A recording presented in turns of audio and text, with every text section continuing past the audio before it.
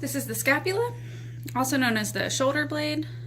So I'll turn it around in just a couple different ways here so that you can see the different features of it. The scapula is a pretty strange looking bone, but we'll go through it so that it'll make a little bit more sense. Looking at the anterior portion here, I've got an A for anterior in case you forget what you're looking at. We've got our lateral border. The lateral border is going to be that border which is closest to these features that we'll name here in just a second.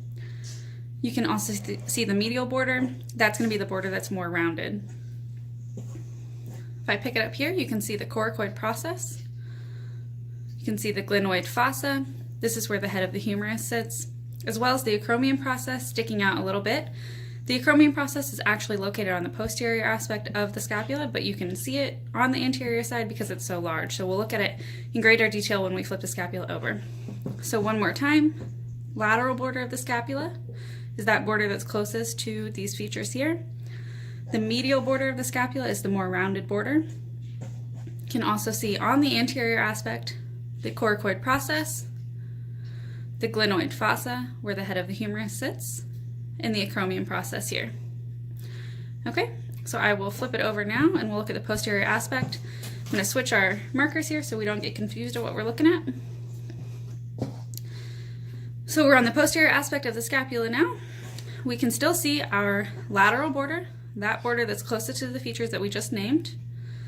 The medial border is still the more rounded border, so that reminds us of what we're looking at. We've got our three features that we've already figured out. So you can still see the coracoid process peeking out just a little bit, but it is smaller and it is on the anterior aspect, so don't forget that. You can still see the glenoid fossa because it's on the lateral aspect of the scapula. This is where the head of the humerus sits. Now you can see in greater detail the acromion process. It's very large and it's located on the posterior aspect of the scapula. There are three other features here we want to look at. The spine of the scapula. You can remember that because the spine of you is on your back and the spine of your scapula is on its back. So spine of the scapula, and then we have supraspinous fossa. Supraspinous means above spine.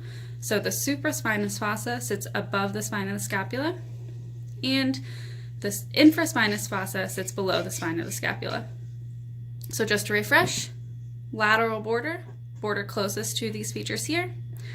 The medial border, the rounded border on the scapula. Coracoid process is anterior. The glenoid fossa is lateral. It's where the head of the humerus sits. The acromion process is large. It's on the posterior aspect of the scapula.